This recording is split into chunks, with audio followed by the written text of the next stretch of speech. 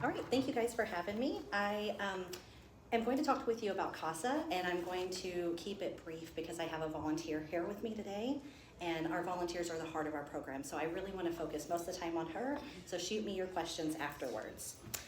So Casa has a singular but very complex mission, and we serve children in foster care. In Clatsop County each year, more than 110 children experience foster care, and every single one of those children benefit from our services. These are kids that have been abused and neglected due to no fault of their own, and they have been removed from their parents' care while their parents can work on the services to address the issues that brought their children into care. CASA volunteers are court-appointed special advocates. They receive in-depth training to advocate in court and in the community for the needs and rights of children in foster care. And our volunteers come from all walks of life with one thing in common: they care about children. We serve children from birth all the way to the age of 21. Volunteers go through 40 hours of pre-service training where they learn how to advocate in court, write reports to the judge, make recommendations. Our goal is always to get a child a safe and permanent home as quickly as possible. And the CASA volunteer is typically and almost always the only face that the child will recognize by the end of the 2+ years that they spend in foster care. Our next training starts in October, and I will hand it over to Cindy. Thank you, Nikisha. My name is Cindy Beckman, and I've been a CASA volunteer since 2016. As my 3 children were growing up, I was an active parent, helping in the classroom and volunteering at sporting events. I saw many youth and families struggling as my home was always open for the kids to come to. One particular boy spent a lot of time in our home. I knew nothing about the court or juvenile system, but he was severely abused at his home. His father would shoot a pellet gun at him. One time he chased him down the driveway with a machete, threatening to kill him. And he would be often sent to school without food. He had many bruises on his body. He would explain to me, "It's okay. He's making me tougher." I made reports to the school counselors, and I often wondered, how could this be happening in our community? But I wasn't educated on what else I could do. Later, I saw an ad about becoming a court-appointed support advocate at CASA. I took the training and became a volunteer. Fast forward to today, and I would like to give you a little information about my current case. My current 14-year-old CASA child, she was a year and a half ago homeless, living at the Mill Pond and Seaside. She witnessed sex acts by her parents and others. She saw her mom get choked out by her dad. She wondered if she would starve to death if she only had an apple or a can of olives to eat in a day. She volunteered for table duty at school so she could take food home for herself and her parents. Then a year and a half ago, she was taken into DHS custody and placed in an amazing non-relative foster home. But life is still tough for her. Now she is being sexually harassed at school by her peers. Her grandfather from another state wants communication with her. However, she only has vague and negative memories of him. But DHS has been pushing for more contact and possible placement with Grandpa. However, she wants to be adopted by her resource family, and her resource family wants to adopt her. She is having night terrors about the possibility of ending up back in a homeless camp with her biological parents, or placed in another state with a strange man, her grandfather.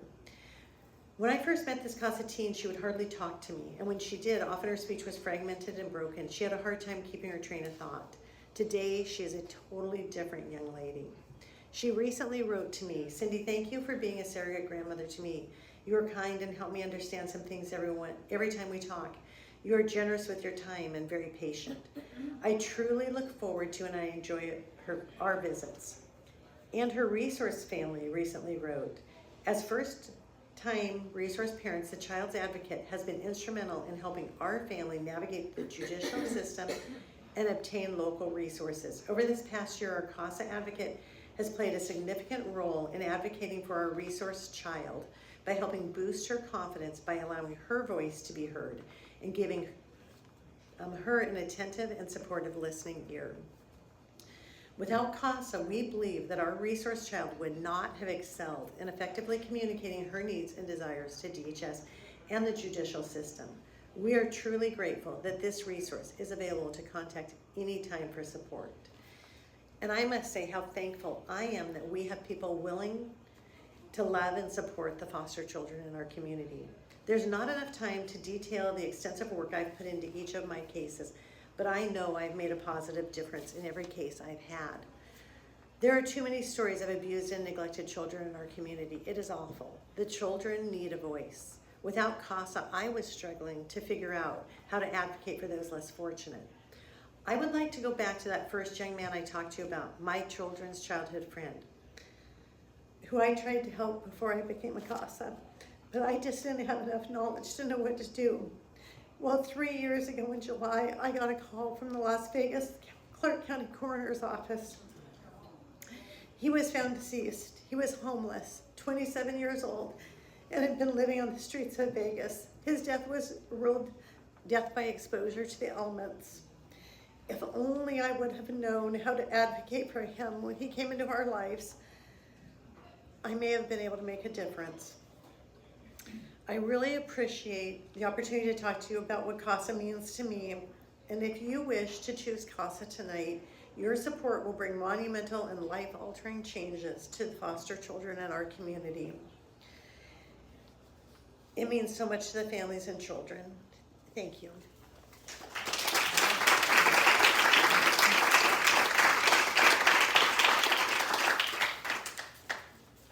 Any questions? 2 minutes of questions. Okay. What kind of time commitment do you expect from the volunteers? Like, do they need to be present all the time and you can't go away, or are you expected to visit once a week, or what do you find? So the great, I'm gonna take this off. The great thing about Casa is we serve a variety of children, so we need a variety of Casas. I have Casas that visit weekly, and I have Casas that visit monthly. Our statute and the minimal that I would ask would be one time a month. And most of our volunteers report that they spend anywhere from 5 to 12 hours. And that includes consultation with me, meeting with their child, reviewing case documents, and then attending like various school meetings or functions.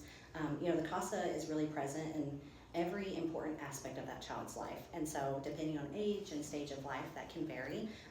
And we take all kinds of Casas because we serve all kinds of kids. How many children do you help, like, say, for a year? So how many children do we serve in one year? So our average is 110. Last year we served 119 children, and our Casa volunteers donate over 5,000 hours of volunteer service. So it's we are the only participant in the whole child welfare and judicial spectrum that services children. And this may be a surprise to a lot of you, but children really don't have rights in the court system. Everything's defaulted to the parents. And so quite often it's actually the Casas who are going to the children's attorney and giving them the fuller picture of what's going on. And then if we can't appoint a volunteer, then I service those children. I attend all the meetings, all the hearings, and I will visit them myself. What would you do with $10,000? Thank you for asking. I didn't have time to get to that. So to supervise and consult and to provide one volunteer for one child a year is approximately $5,000.